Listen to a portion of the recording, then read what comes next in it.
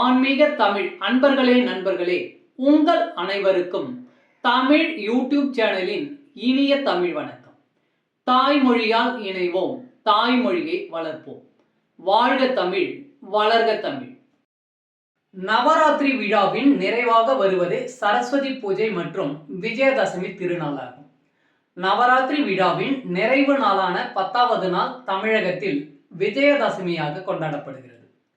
கர்நாடகா போன்ற பிற மாநிலங்களிலும் வட மாநிலங்களிலும் இது தசரா என்ற பெயரில் 10 நாட்கள் பண்டிகையாக கொண்டாடப்படுகிறது. தசரா அல்லது விஜயதசமி என்பது வெற்றியை கொண்டாடும் நாளாகும். இது தீமை அழிந்து நன்மை உலகில் நிலைநாட்டப்படுவதை கொண்டாடும் திருநாளாகும். இந்த ஆண்டு சரஸ்வதி பூஜை மற்றும் விஜயதசமி விழா எப்பொழுது வருகிறது? இந்த நாட்களில் சிறப்பு என்ன?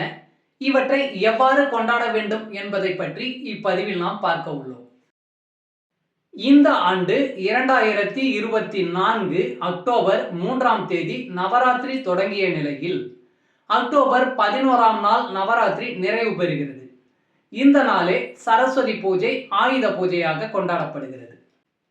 அக்டோபர் 11ஆம் தேதியான சரஸ்வதி பூஜை ஆயுத பூஜை நாளில் மதியம் 12:15 முதல் மதியம் 1:15 வரை நல்ல நேரம் உள்ளது.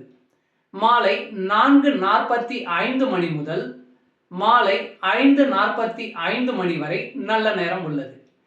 இந்த நேரத்தில் நாம் சரஸ்வதி பூஜை மற்றும் ஆயுத பூஜை வழிபாட்டினை செய்வது மிக சிறந்த பலனை அளிக்கும். நவராத்திரி விழாவின் உச்ச நிகழ்வாக கொண்டாடப்படுவது சரஸ்வதி பூஜை, ஆயுத பூஜை மற்றும் விஜயதசமி விழா. இந்த நாட்களை பலரும் விடுமுறைக்கான நாட்களாகவே மட்டுமே கருதுகின்றனர். ஆனால் நவராத்திரி வழிபாட்டின் முழு பலனையும் தரக்கூடிய நாட்கள் தான் இவை. நவராத்திரியின் முதல் 8 நாட்கள் விரதம் இருந்து அம்பிகையை அந்தந்த நாளுக்குரிய முறையில் வழிபட முடியாதவர்கள் கூட கடைசி இந்த 2 நாட்களில் விரதம் இருந்து வழிபட்டால் அனைத்து நலன்களையும் பெற முடியும். அப்படிப்பட்ட அற்புதமான சக்தி வாய்ந்த நாட்களில் நாம் என்ன செய்ய வேண்டும் என்பதை இங்கே தெரிந்து கொள்வோம். நவராத்திரி விழா இந்த ஆண்டு அக்டோபர் 3ஆம் தேதி துவங்கி அக்டோபர் 11ஆம் தேதி வரை கொண்டாடப்படுகிறது. நவராத்திரியின் நிறைவு நாளும் 9வது நாளுமான அக்டோபர் 11ஆம் தேதி வெள்ளிக்கிழமை வருகிறது. நவராத்திரியின் கடைசி 3 நாட்களுமே ஞானத்தை வழங்குகின்ற கலைமகளாகிய சரஸ்வதிக்குரிய வழிபாட்டு நாட்களாக இருந்தாலும் நவராத்திரியின் 9வது நாளை சரஸ்வதி பூஜையாக கொண்டாடுகிறோம். இது ஆயுத பூஜையாகவும் கொண்டாடப்படுகிறது. சரஸ்வதி பூஜை மற்றும் ஆயுத பூஜை இந்த ஆண்டு அக்டோபர் 11ஆம் தேதி வெள்ளிக்கிழமை கொண்டாடப்பட உள்ளது. மகிஷாசுரனை வதம் செய்வதற்காக கடும் தவம் இருந்து ஒவ்வொரு தெய்வங்களிடம் இருந்து அன்னை பராசக்தி ஒவ்வொரு விதமான சக்தி வாய்ந்த ஆயுதங்களை பெற்றார். போரின் இறுதி நாளில் போர்க்களத்திற்கு புறப்படுவதற்கு தெய்வங்களிடம் இருந்து பெறப்பட்ட ஆயுதங்களை வைத்து அன்னை பராசக்தி பூஜை செய்து வழிபடுகிறார். தனக்கு வெற்றி கிடைக்க வேண்டும் என்பதற்காக அன்னை பராசக்தி ஆயுதங்களை வைத்து வழிபட்ட இந்த நாளையே நாம் ஆயுத பூஜையாக கொண்டாடுகிறோம். இந்த நாளில் நாமும் நம்முடைய வாழ்க்கையில் வெற்றி பெறுவதற்கு, அடுத்த நிலைக்கு உயர்வதற்கு பயன்படக்கூடிய பொருட்களை வைத்து பூஜை செய்து வழிபட வேண்டும். நவராத்திரி 9 நாட்களை கொண்ட வழிபாட்டு விழாவாக இருந்தாலும் அதன் இறுதி நாளாக நாம் கருதுவது வளர்பிறை தசமி நாளைத்தான். அம்பிகை 10வது நாளில் மகிஷனை போரில் வதம் செய்து வீழ்த்தி வெற்றி வாகை சூடிய நாளையே விஜயதசமியாக நவராத்திரியின் 10வது நாளில் கொண்டாடுகிறோம். இது அம்பிகை மகிஷாசுர மர்தினியாக மகிஷனை வதம் செய்த நாளாகவும் ராமாயணத்தின் ராமபிரான் ராவனை போரில் வதம் செய்த நாளாகவும் கருதி கொண்டாடுகிறோம். அம்பிகையின் வெற்றியை கொண்டாடும் இந்த நாள் நம்முடைய வாழ்விலும் வெற்றிகளை பெற உதவ வேண்டும் என்பதற்காகவே வழிபடக்கூடிய முக்கியமான நாளாகும்.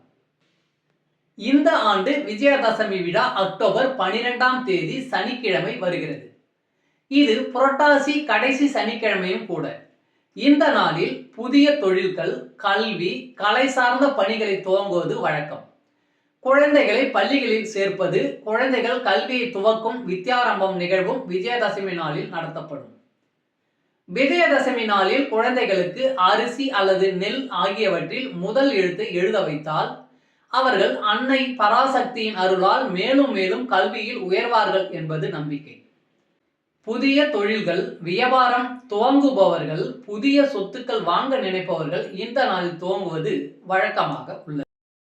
அன்பு ஆன்மீக தமிழ் அன்பர்களே, நண்பர்களே, இவ்வீடியோ பதிவினை கேட்டு இன்புற்று ஆதரவு அளித்த அனைத்து தமிழ் உள்ளங்களுக்கும் எங்கள் உள்ளம் கனிந்த நன்றி. மேலும் இப்பதிவு உங்களுக்கு பிடித்திருந்தால் லைக் மற்றும் ஷேர் செய்தும், இதுவரை இந்த சேனலுக்கு நீங்கள் சப்ஸ்கிரைப் செய்யவில்லை என்றால் சப்ஸ்கிரைப் செய்து பெல் பட்டனையும் அழுத்தி ஆதரவு அளிக்கவும் அன்புடன் கேட்டுக்கொள்கிறோம். மிக்க நன்றி. அடுத்த பதிவில் உங்களை விரைவில் சந்திக்கும் வரை உங்களிடமிருந்து விடை பெறுவது தமிழ் யூடியூப் சேனல்.